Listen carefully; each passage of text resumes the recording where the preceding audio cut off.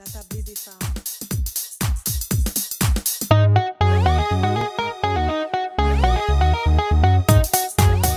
Bonsoir et bienvenue à la tablée des femmes capsule sexo avec Ida. Hey! Hey! Bonsoir tout le monde! Yes! Toujours contente de t'avoir parmi nous. Moi aussi, contente d'être parmi vous ce soir. Yes! On va parler de sexe, comme d'habitude, parce que c'est capsule sexo, mais on a toujours des thèmes. Donc, le thème, ça va être l'hygiène féminine. OK? Oui. Donc, qu'est-ce que c'est l'hygiène féminine? Ben, l'hygiène féminine, en fait, c'est aussi appelé ce qu'on appelle l'hygiène intime.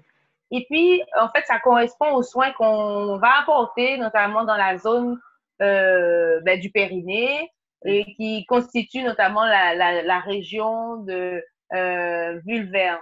Hein? Donc, on va, et c'est dans le cadre d'une hygiène personnelle et notamment de la prévention des infections sexuellement transmissibles.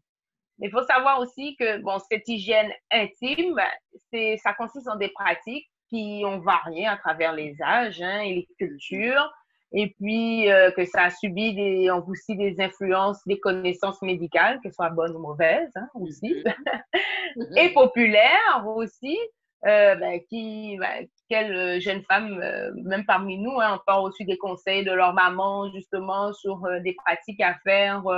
Notamment, je pense que nous, dans notre communauté, c'est suite à l'accouchement. Oui, suite à l'accouchement, tu dois faire comment ça s'appelle ça, feuille. Ouais, belle feuille. Il y a un sauce que tu t'assois dessus pour enlever tout le restant du plastique, le sang et tout ça. Bon, tu sais, bon, c'est dans la coutume. Voilà, mais je ne sais pas si ça a je veux dire, un objectif médical, mais bon, mais c'est vrai que c'est des pratiques qui sont rituelles, qui peuvent être liées notamment aux religions, aux croyances ou même aux tabous. Et notamment, les pratiques aussi, ça peut être visé à la propreté ou à l'esthétique. Et notamment, ça peut être en lien soit avec à l'hygiène qui est en lien avec les menstruations ou pas.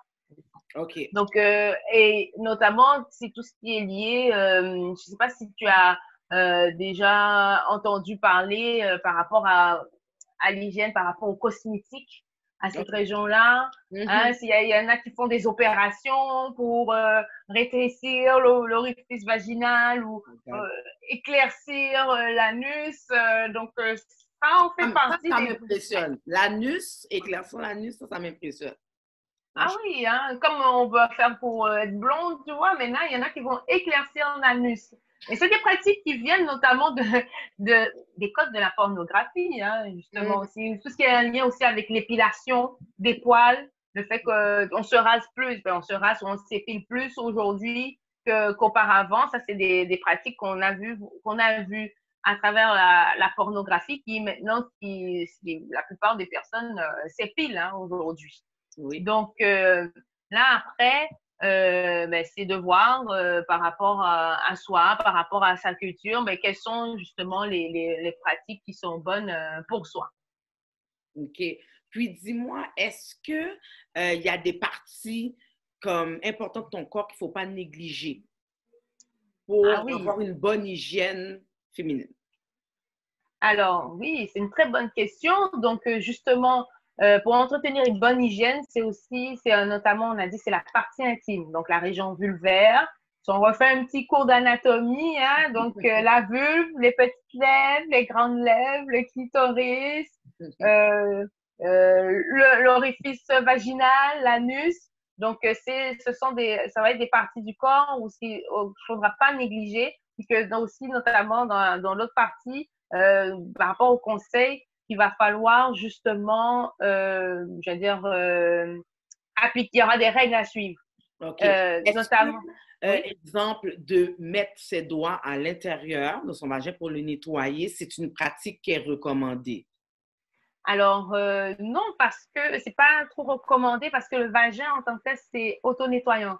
c'est comme les fours, là, auto-nettoyants. Ça peut paraître un peu bizarre de dire ainsi, mais on n'a pas besoin de mettre du savon à l'intérieur du vagin. C'est pas le savon, mais juste comme les doigts, parce que quand on nous apprend, au niveau de la communauté, comment nettoyer son vagin, on dit qu'il faut que tu rentres tes doigts pour nettoyer tout ce qui est en dedans. C'est comme ça que ça fonctionne. Sans mettre de savon, mais juste rentre tes doigts pour nettoyer. Mets de l'eau. Ouais, de l'eau. Non, mais on n'est pas, on n'est pas obligé, on n'a pas à rentrer ses doigts à l'intérieur pour pouvoir nettoyer le vagin. Le vagin, via les sécrétions vaginales, va se nettoyer. Et c'est vrai que ça, on l'entend beaucoup, comme tu dis, dans nos communautés afro-caribéennes, notamment, parce que déjà, en tant que femme, nos organes génitaux, on a eu cette transmission, cette éducation que nos organes étaient sales. Qu'il fallait le nettoyer, qu'il fallait, comme on dit, le foubi. Un foubi. Oui. Donc, il faut le nettoyer.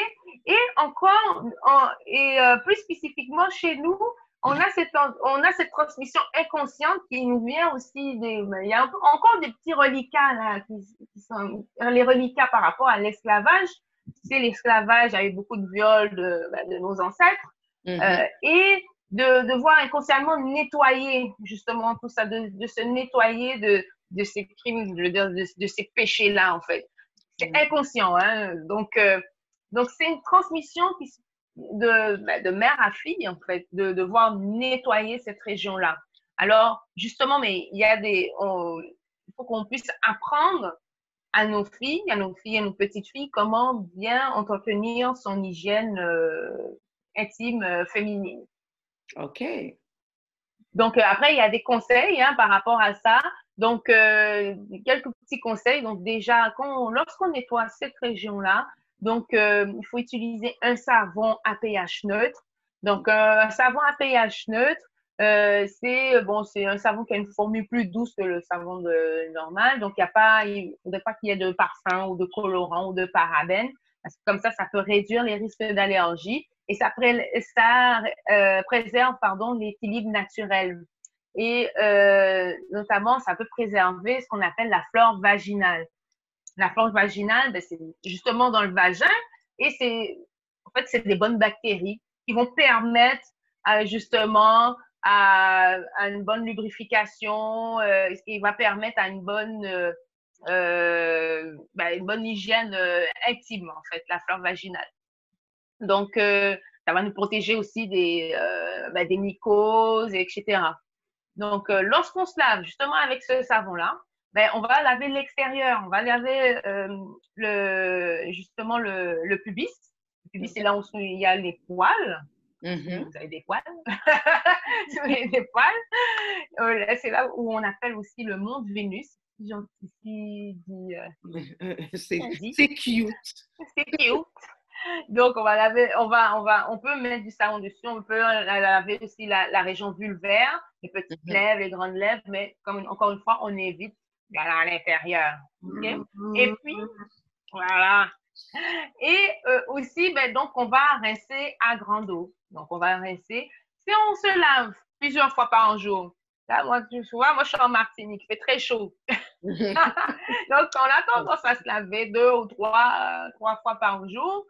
Et il n'est même pas nécessaire d'utiliser du savon. Par exemple, si tu te laves 3 fois par jour, ce n'est pas nécessaire d'utiliser du savon 3 fois.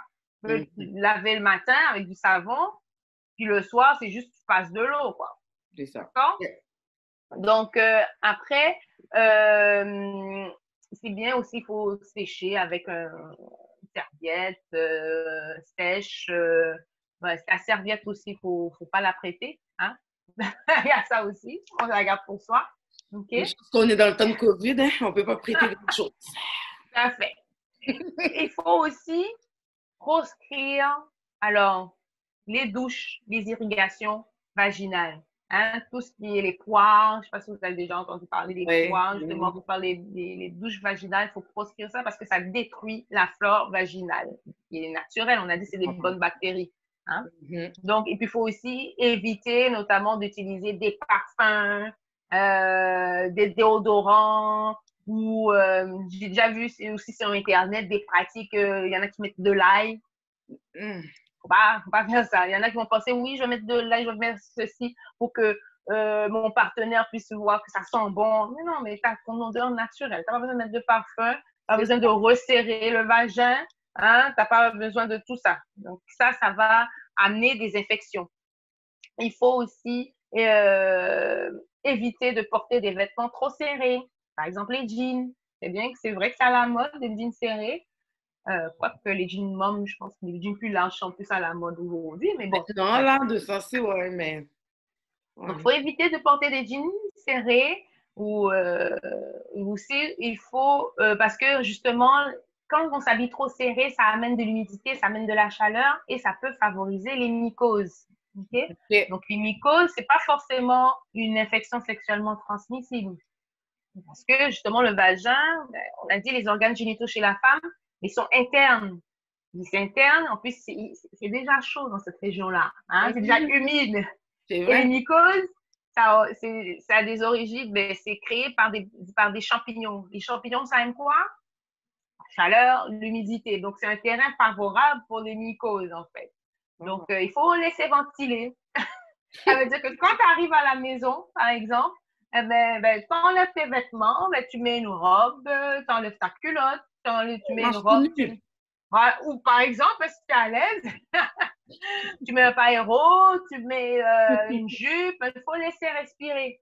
D'accord? Puis même aussi, lorsque vous dormez, lorsqu'on dort, c'est bien de dormir nu aussi. Oui. Comme ça, c'est bien pour tes organes génitaux, mais aussi pour la dynamique de couple aussi. Un autre conseil. Yes. Okay? Alors, lorsqu'on va porter aussi des sous-vêtements, mais alors, c'est plus favorable de porter des sous-vêtements en coton. Bon, je sais que c'est mieux, satin, le petit satin, la dentelle, que c'est à la mode, c'est plus joli. Mais les colocs en coton, ça va favoriser justement ça va laisser respirer. Exactement. Hein? À l'âge que je suis là, regarde, moi, le coton, ça me va bien. Après, ça n'empêche pas que, justement, quelquefois, on peut mettre une culotte en dentelle, hein? Ouais. Ou en satin. Et aussi, il faut éviter de porter trop souvent des strings, des tongs. Voilà. Parce que les strings, les tongs, ça peut amener les bactéries qui sont dans l'anus vers la vulve, vers le vagin. Et là, ça va favoriser les mycoses, notamment. Okay? Et justement encore, lorsqu'on va à la piscine ou on va à la mer ou la plage, bon. Parce qu'on va à la mer. Nous, on va à la plage d'Oka. Ouais. La plage, la mer, elle est partout. Hein?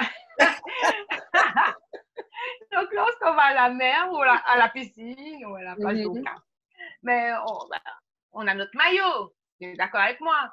Donc, après, lorsqu'on a terminé, il faut vite retirer son maillot. Il ne faut pas garder son maillot qui est humide sur soi. Hein? Et qu'est-ce que je voulais dire d'autre? Il y a aussi, notamment, on a parlé de l'hygiène, c'est aussi par rapport aux menstruations. Donc, là aussi, on va essayer de laver un petit peu plus souvent lorsqu'on a nos menstruations et notamment lorsqu'on a des serviettes ou des tampons, il faut les changer régulièrement. Oui. Au moins, maximum, on les garde jusqu'à 4 heures de temps, pas plus. D'accord? Lorsqu'on va, là, c'est la base. On peut même commencer avec ça. Lorsqu'on va aux toilettes, ça, c'est quelque chose que tu expliques à ta petite fille, à ta fille, par exemple. Lorsque tu t'essuies de devant vers l'arrière. Pas de l'anus vers le vagin. Quand même, parce que même si on le dit quand il est petit, il y a des personnes, des adultes qui continuent à s'essuyer de derrière en avant comme ça. Voilà. Donc ça, c'est le même principe que le string. Ça amène des bactéries de l'anus vers la vulve. Donc ça peut favoriser notamment l'accumulation de bactéries et que ça peut amener justement à des mycoses. Okay? Après, au niveau du couple, lorsqu'il y a un rapport sexuel, pénétration vaginale, hein, donc il est recommandé aussi d'aller faire pipi après le rapport sexuel et aussi de passer un peu d'eau pour nettoyer la région pour éviter l'accumulation de bactéries. Après, alors, on a parlé un petit peu d'épilation. Est-ce qu'il faut se raser, il ne faut pas se raser? Bon, il y a certains médecins qui disent oui, il faut raser, il y en a d'autres qui disent non. Bon, là-dessus, il y en a qui vont vous dire que bon, c'est bien que les poils déjà, de manière dont notre corps, les êtres humains, tout est fait pour quelque chose, hein. Tout est fait pour quelque chose. Mais par contre, avoir des trop longs poils, ça peut favoriser l'accumulation de bactéries ou des odeurs. Donc, il y en a qui vont conseiller de juste de couper un peu sur les poils avec des ciseaux ou de raser ou d'épiler. Mais par contre, il faut éviter les crèmes dépilatoires parce que bon, ça peut amener des substances toxiques dans la région intime. Il faut savoir, c'est très fragile. Il faut protéger notre fleur. Voilà. Bravo! Yes! Toujours aussi fun de t'avoir parmi nous. Puis on va t'avoir toujours un plaisir pour plusieurs capsules à la table des femmes. So, s'il y en a qui veulent avoir des informations, suivi Vida, vous allez avoir ces informations au bas de l'écran. Vous pourrez la inbox, allez voir ce qu'elle fait. Elle est magnifique. Thank you, thank you. You're welcome.